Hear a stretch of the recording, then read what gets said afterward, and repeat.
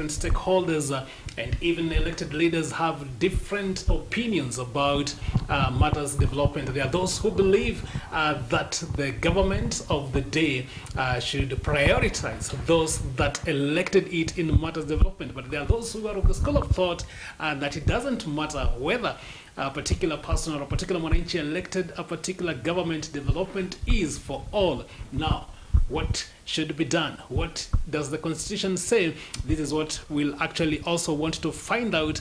And my guest today is a former Member of Parliament for Nyeri Town, that is Honorable Wambogo Ngunjiri. He's also a political commentator and also a columnist. He'll help us look at this particular matter. And of course, we continue to invite your views, your opinions, and also your reflections on this particular conversation. Mheshimiwa Ngunjiri Wambogo, it's good to have you. Karibu sana on MVCI TV, the Mid-Morning Pack. Thank you very much, and karibu sana. Karibu to Nairobi. Asante sana. All right. And we are happy to meet you here. Of course, there are those who sometimes I think have or sometimes confused between Wambogo Ngunjiri and Kimani Ngunjiri. Yes, actually, my name is Ngunjiri Wambogo. Ngunjiri Wambogo. Wambogo Ngunjiri is a reverend. He's a reverend. He's a retired reverend canon who's actually my dad. Yes. So mimi ni Ngunjiri Wambogo. Ngunjiri Wambogo. Him is Wambogo Ngunjiri. Yes. Wow, yes, good to yes, have you. Yes. How have you been? Asante sana. Niko salama. Niko salama kabisa. We are watching the country grow, as we say. Yes. And doing our small part. Yes. Of trying to do a bit of farming, a bit of business, helping people understand what is happening from our perspective. Right. Not necessarily correct, but at least a bit based on experience. Yes. And how is it like now that you're saying you're watching what the government is doing, because you are a member of parliament? Yes. You used to watch from inside, now you're watching from outside. Yes, it's a different perspective, and I think sometimes it's an important perspective. The one thing I have noticed is that when you're in parliament, you tend to imagine that that is all that happens.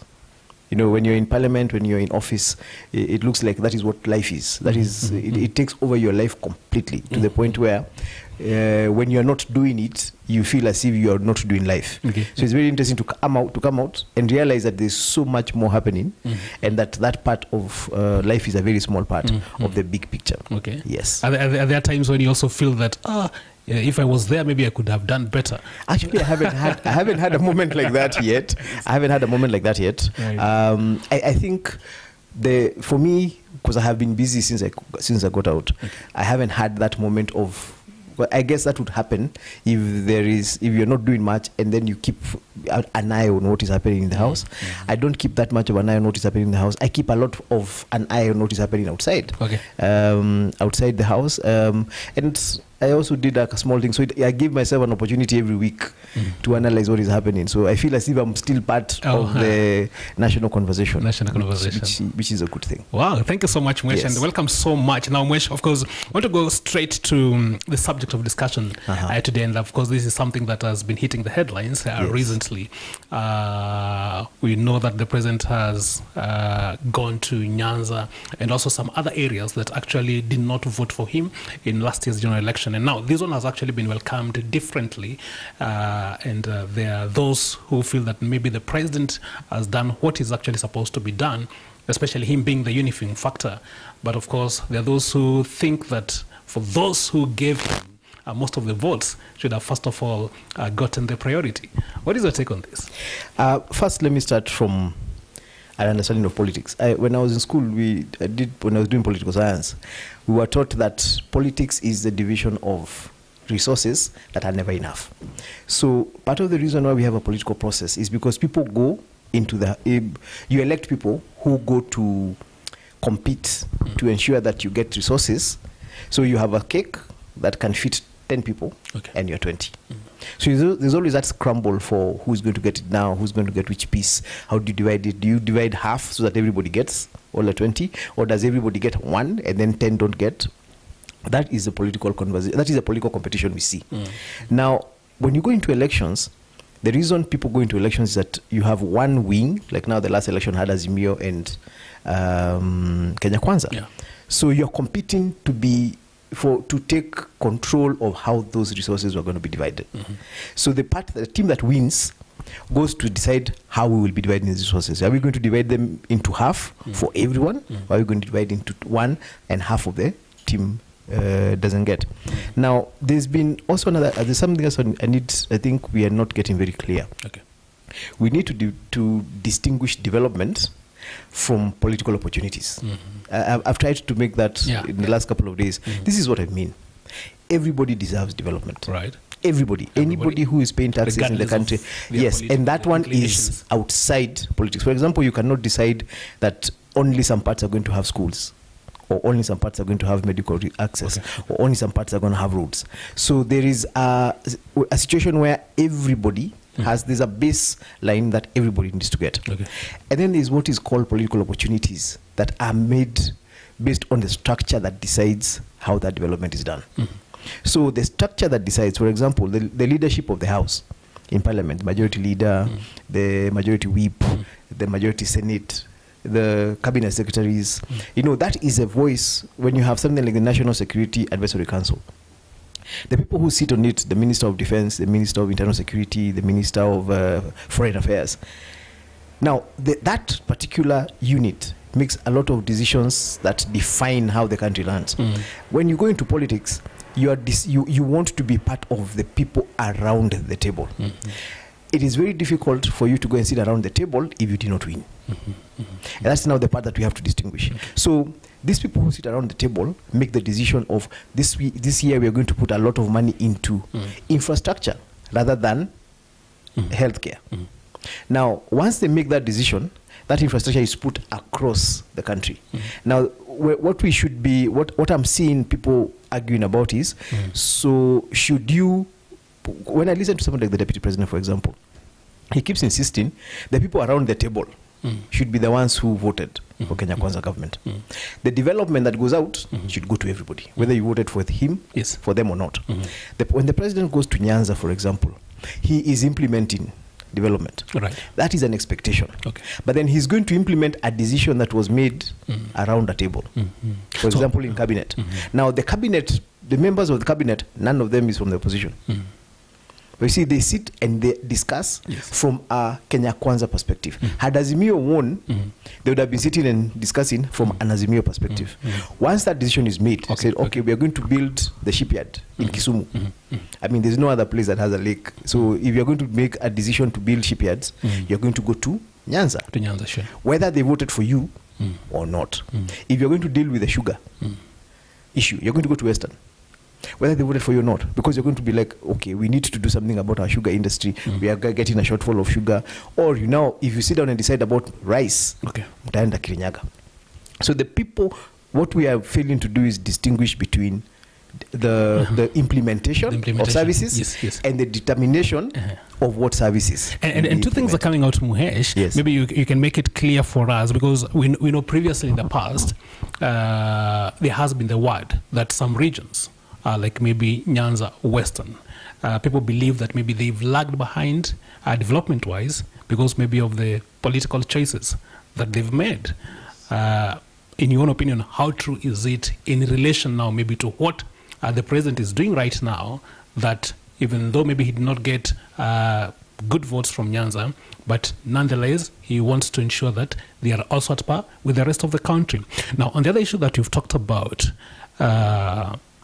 in terms of maybe now those who really, in terms of the leaders maybe that really helped the president maybe to get the position that he has of the presidency. Now, maybe those who are going maybe to get into the cabinet positions, maybe in the parastatus, what percentage would it maybe, what percentage do you think it has, and how far can it go maybe in affecting the other places that maybe people might feel our people did not get these opportunities?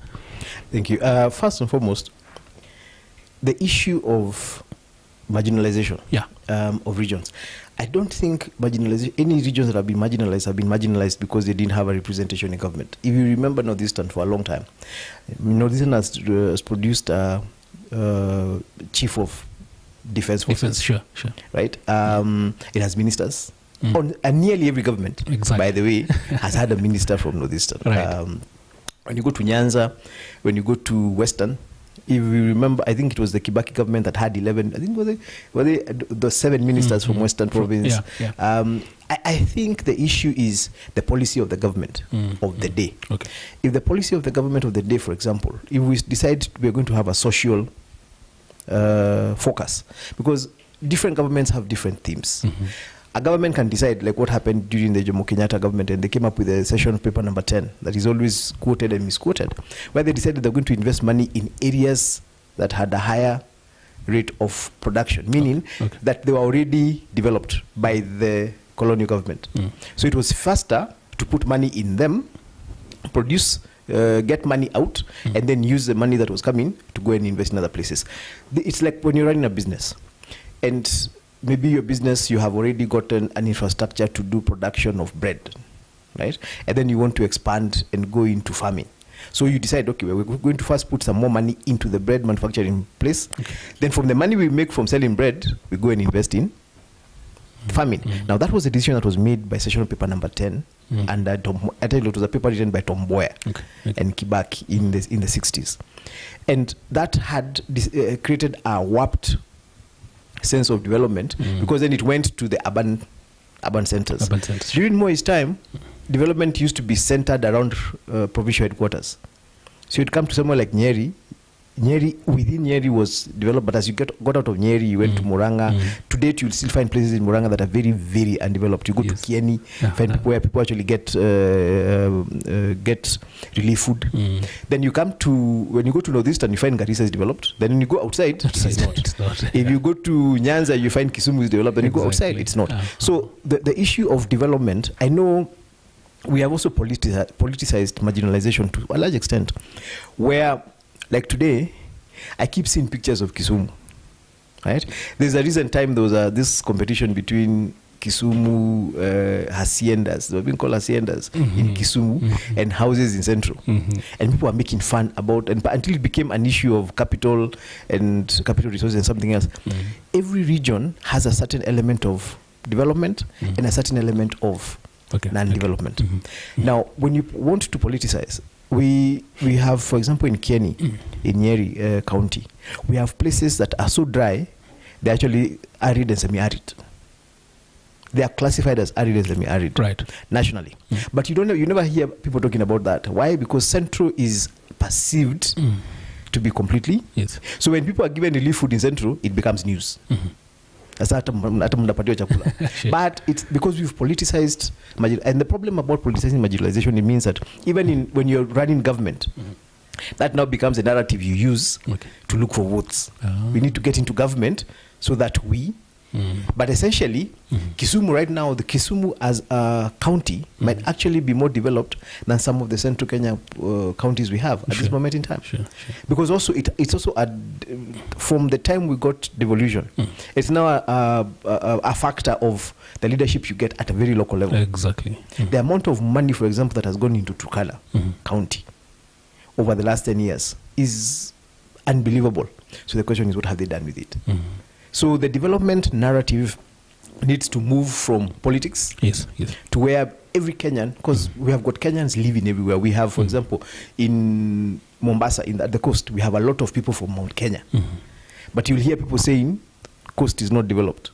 As a suggestion that it's coastarians alone who live there. There are people, Kiambu has 2 million people. 30% of them are non-Mount Kenya. So when you talk about Kiambu being developed or not developed, you're trying to suggest it's a tribal issue, it's an ethnic issue, but essentially it's actually a local development issue. And here comes the question, Mwesh, because you've actually given us a very good, painted a very good picture. So from where you see, do you think therefore that even as we talk about these development programs, are they solely at the behest of the president, at the discretion of the presidents, and also looking at maybe the place of devolution in the current constitutional dispensation? And also, how does this now affect even maybe some of the elected leaders, like maybe members of parliament and senators, who may now want maybe to give away maybe their political philosophy and their beliefs because of the fear that maybe if I didn't work or be seen to be working with the government of the day, I might not get the development in my place. First and foremost, I think the determination of development, there is a factor that is played by government. And that is why it is important that is why people fight to run government. Right. I mean, otherwise there will be no need. Okay. The reason there is a competition to determine who runs government is because the person who runs government then defines the development agenda of that government. Right. There's Uhuru had the agenda, the Big Four. The Big Four agenda, sure. Ruto has better, which I don't even think many people have. The bottom-up economic transformational agenda, right? That is his philosophy. Now, if your philosophy is based on bottom-up and you're looking at dealing with the masses, then you're going to go to where those masses are. Right. So you're going to have a lot of urban development, because you have a lot of urban poor. You know, people in Kenya, when you talk about poverty, we look at poverty from a rural perspective. Sure. There's a very huge percentage of urban poor. So if you're going to do a bottom-up agenda, then you're going to go to the urban areas. Now, urban areas are everywhere, right? When I listen to people talk about Ruto in Kisumu and Nyanza, I ask myself, are they remembering that Ruto was in Central, that Ruto was in Rift, that Ruto was in Western? And that's what I'm talking about, the politicization of how we do development. Okay. I do not see anything different. That Ruto, in fact, he went to Nyanza for 4 days. He's gone to some places for 5. He went to some places for 8. So if people are comparing that, ati kwetu walikuja siku 8, kwako kwenye walikuja siku 4. We are a very politically rhetoric country in that we don't actually look at the substance of things. We don't even compare with how much money he's done. The question you asked about whether the president is the only one with the sole determinant of where money goes, he's not, because the president is also a factor of his cabinet, right? Because there's no decision that the president can make by himself. Sure. It has to go through cabinet, it has to go through parliament. So again, every part of this country has a member of parliament who represents them in parliament. Now, that member of parliament is the one who is expected to use the exposure he has being in parliament to negotiate the best possible deals for the people who voted for him. Now, does that sometimes mean you're going to work with government? If at this moment in time, let me get out of Kenya for a while. Let's go to the more advanced countries. You will find that the government has decided it is going to put up a military installation or a factory. You've got any investors who are coming to set up a place. Now, you can negotiate for that to be done in your constituency. Because if it's done in your constituency, it's going to be done somewhere. Maybe they only have 4 places they'll do. If you're able to negotiate for it to be done in your constituency, 1, you have jobs. 2, you have development, because now they have to do infrastructure, roads, water, tarmac. So sometimes the reason you see members of parliament saying, I'm going to work with government, is not because of the general development agenda. No, it's those specifics. We have 1 billion shillings to invest in water. Now, 1 billion shillings can't put water pans everywhere. So you can only put water pans in some places. So if you are one of those people who has a good relationship with government, then you get some water pans in your place. If you're one of the people who don't have, then you'll not get. And that's when my first statement was, you're defining how to divide resources that are not enough. Okay. You have 100 million or 100 billion. You know, we have a 3 trillion budget. This 3 trillion budget is still not enough to cover the whole country. Right. So every year, the government has to sit down and decide, we're going to build dams in 7 places. Which 7 places? How do you lobby for your place to be one of these 7? Right? Now, if you're the guy who wakes up every day and goes and shouts and fights and insults the government from over there, how are they going to come and put up a dam in your place? Because they're going to decide, we have 20 applications, but we can only do 7. So it is your responsibility as an elected member of parliament or a senator or even a governor or MCA to be the person who puts themselves in a place, either the government is scared of you, so they give you those resources to keep you quiet, or you're a friend of the government, so they give you those resources as a favor. And that is what lobbying and negotiation for politically is. And that's how politics and development get connected. And that, Muhesh, how does it therefore inform also maybe our maturity in terms of how maybe we conduct our politics? And this is also maybe to both the leaders and also to wananchi back there.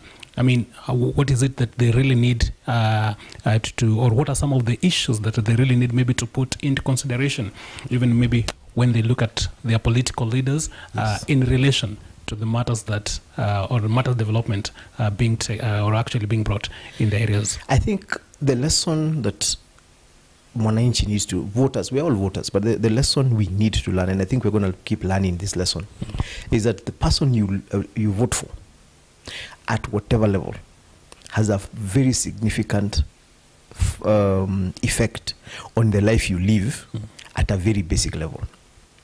Again, I like giving context. Right now, the Americans have started preparing for the next election. So I think it was last night when I was listening to Trump talking about this Israeli-Palestinian thing and presenting himself as a friend of Israel. You know, he was, I'm a friend of Israel. I had negotiated. Biden went and gave Iran, I think, $6 million, and they have used that to give Hamas. Now, what is Trump trying to do? Trump is trying to show the Americans that they made the wrong decision in voting for Biden that has led to what has happened to Israel, which is a friend of America. Okay. Now, at a local level, every time we vote, the MCO you vote for is the one who determines whether you're going to have streetlights, whether you're going to have water, basic water, whether you're going to have a medical center. The MP you vote for determines whether Kura is going to come and do a tarmac road, whether your schools are going to get teachers, whether you're going to get police stations. Your governor, do you understand what I'm saying? So, and how do they determine this? The one thing we don't want to accept as Kenyans is that there's a cake at the table, and it is divided based on how your leader negotiates for it. Okay. If your leader doesn't show up, if you vote for a guy who doesn't even show up when decisions are being made about how that cake is going to be divided, you will not get. So you'll keep complaining that you've been marginalized. Because for the last 60-something years that we've been independent, different parts of this country have developed based on the leadership, not at the presidential level, by the way. The president is only one. The president depends on people who do politics. Okay. So you'll find that during Kibaki's time, you had the Jenga Karumes and the Meshokis. Now, Meshoki had created a brand that was so necessary and such a value addition to the president nationally that when Meshoki asked for something locally, he always got it. And that is how you keep hearing people like where we live up here in Ngong, Saitoti, who was a very powerful factor in government, did a lot of local development because yeye akiuliza barabara atapatiwa. Anapatiwa kwa nini? Because he's doing other things nationally that the president requires of him. When I was in office, because we were working very closely with the government, I was able to do very many things locally because enye huyu jamaa anatusaidianga. Akiitisha another sublocation. So the person you vote for must understand that politics is about how you maneuver in politics. Right now, I'm seeing Nyanza people, there's a political fight about the people who are working with the president, who are voted on ODM, and the ODM party itself. Now, if I was asked, as a person who voted, me, I would ask my people to work for whatever brings me. You know, do you understand what I'm saying? Yes. This guy who is working with the government might never be voted for again because the politics might turn against him in 2027. Watu ya ODM wakuje wafanye hiyo wave utolewe. But what he'll have done for that his place for the 5 years will stand. You know, it doesn't go away. So some of us got removed from office in the last, what we were being called the yellow fever in Central. But I did roads, I did so many things locally that are still there. Which begs the question, Muhesh. Yes. Can you work with the government, but maybe, especially maybe for those who maybe are loyal to the party that is maybe in opposition to the government? Is it possible? Is there a balance Actually, like that? Essentially what is supposed to happen, and again, I keep getting context from outside, whether it's Italy or Israel or somewhere else. Once elections are finished and a particular party is in power, the work of the other parties that didn't get into power is to create the kind of environment that makes that party that is in power want to work with you. Because there's absolutely no one who can tell me they run for office to become opposition. There's nobody who runs for office to become opposition. Hakuna mtu anasimamanga anasema elect me to be in the opposition. Right. Everybody runs for office to be in government. But not everybody can be in government. So if you have 5 parties, maybe a coalition of 2 or 3 makes it to government. The other 2 are in opposition. Effectively, what the 2 in opposition should do is there should be such an effective opposition that you actually force government to work with you. Right? And we've seen it happen many times, where you are an effective opposition, you're challenging government until they get to the point, because government makes mistakes all the time. It's such an easy way to make mistakes. So if somebody is always pointing out your mistakes, hata unaanza kunyamazisha. Wewe boss, sinikutengezee barabara kwenyu kwanza unyamaze kidogo. So again, it is how the leadership that gets into office at either side works. There are people in government who will never develop their place either, because even they don't understand how it works. Because just being in government is not enough for development. Yes. You also must stand out and distinguish yourself. And this was actually bringing me to the other question, because you've been in parliament. Yes. How is the process like when it comes maybe to some of these members of parliament, maybe also maybe in the Senate, in lobbying for development projects in their constituencies? You have to get out. You have to get out of your comfort zone. Being elected, a member of parliament is a good thing. It's a comfortable thing. And unfortunately, sometimes you can get into office and get comfortable. Okay. So you have the big cars, you have security, you can travel. And I've seen a lot of my colleagues, former colleagues, even people now, who travel all the time. Because it's got parks, you're seeing the world. And you forget that you are elected to actually take. It's literally, tumekutuma uende ukasanye ulete. That is what politics is. We sent you to go get and bring. If you forget that, it doesn't matter whether you're in government or opposition. You will not do enough. And you can play the politics and keep getting re-elected. But the reality of it is that you're not doing what you're supposed to do. What you're supposed to do is deliver for the people who elected you and ensure that you're negotiating, you're maneuvering, you're lobbying, you're demanding. And that demand can be anything. You've seen people attack government in parliament on the floor. But there are some people who attack government on the floor, attack so that the minister calls you. And in between that negotiation, a project is done. So that person who you elected, you must ask yourself whether you elected somebody who has a character and the capacity. Floor that has 349 people. You know, I keep telling people we have 349 people get elected every year, every 5 years. How many do you know out of those 349? Do you know how much it takes for you to actually get known? It means you have to get out there. You have to go to the media. You have to do things that distinguish you from the crowd. And actually, what you're saying, because we've had complaints that this 13th Parliament is very different from the 12th, and quite a number of Kenyans are complaining that they are not even maybe hearing their members of Parliament, even maybe coming with motions, maybe even lobbying, or actually even going out there maybe to lobby for resources back at their constituencies. And there is also the problem, or there is also the question of maybe the parliament also becoming an extension maybe of the executive, and some people thinking that maybe they've been gagged or something like that. I don't know. I think parliament is going to play its game. Executive is going to play its game. The executive is going to do everything it can to reduce the resistance from everywhere. You know, there are 3 arms of government. There's a judiciary, there's parliament, and there's the executive. None of them wants to be interfered with by the other. So parliament tries everything it can to have power over the other 2 arms of government. The executive does the same, judiciary does the same. But judiciary tends to play at the lowest level, because they are basically dealing with arbitration. But parliament and executive keep competing. Why? Because when things don't work, we blame the executive. Right? When things work, parliament wants to run away with that success. So that's going to be there throughout. And every government is accused of trying to take over parliament. Right? And that is why the parliamentary leadership is always from the government side. Okay. So that they are sent there. Can you go and coordinate parliament? Watusaidie. Okay. Tufanye ile kazi tumesema. And in that parliament is where you also find opposition. Because you don't find opposition in executive. Right? So if you start hearing that the executive is taking over parliament, then it's opposition that is actually not doing what it's supposed to be doing. Supposed to do, sure.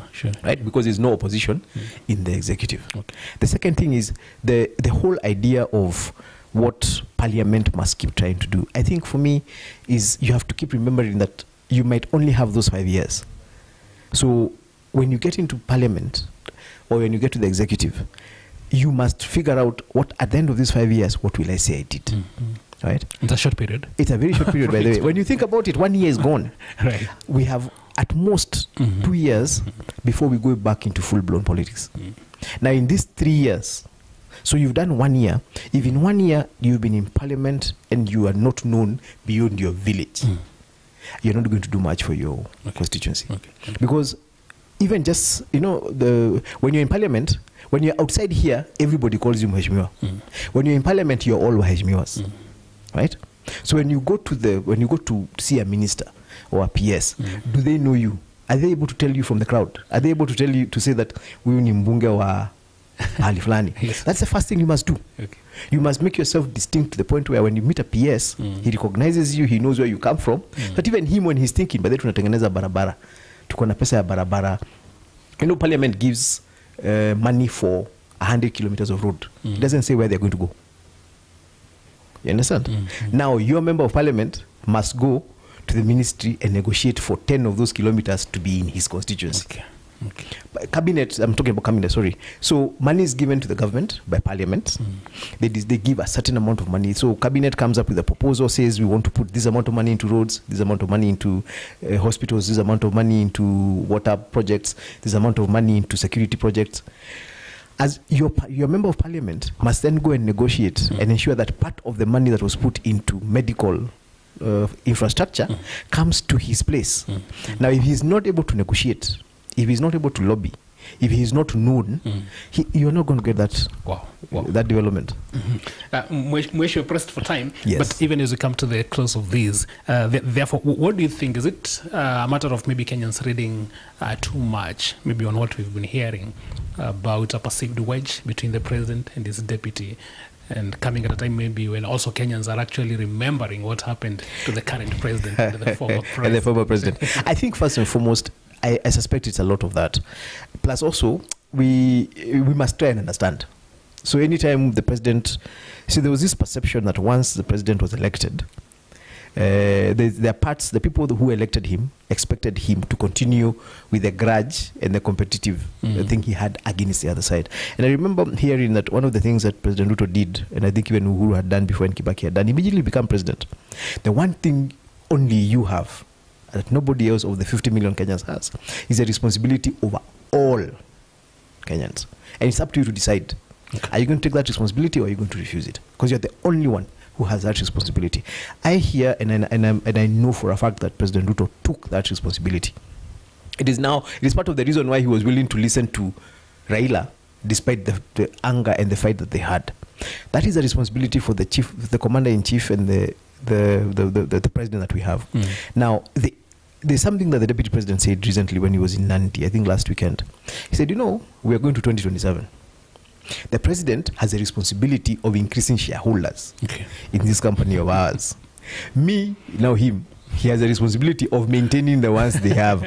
So it's always going to look like there's a conflict, but I don't think it's a conflict. I think there are two people who have a target and are going because you also don't want to make the mistake that Uhuru made, where you bring in new partners and lose the old ones. So as Ruto goes to bring in, as Ruto goes to bring in people from Nyanza and people from Western, Rigathi has a responsibility of ensuring that the ones from Central and Rift Valley don't turn against this government, because we saw what happened in the last term. Wow. Mheshimiwa Ngunjiri Wambogo, yes, former member of parliament for Nyeri Town, is also a political commentator and a columnist. Thank you so much for such great insights on the mid-morning park right here on MBCA TV. We appreciate a lot. Asante sana. Thank you so much for coming over. Asante sana. All right. And that's where we bring it to a stop for today. Thank you so much also for watching. We've been having Mheshimiwa Ngunjiri Wambogo, former member of parliament, Nyeri Town, and also political commentator, columnist, also helping us to look at matters, political affiliation and development programs on behalf of the entire team that has made this particular production a success, and also my co-host on the other side, Paul Kagi. I want to wish you a blessed afternoon and enjoy the rest of your viewing. My name is Mangicho Mola.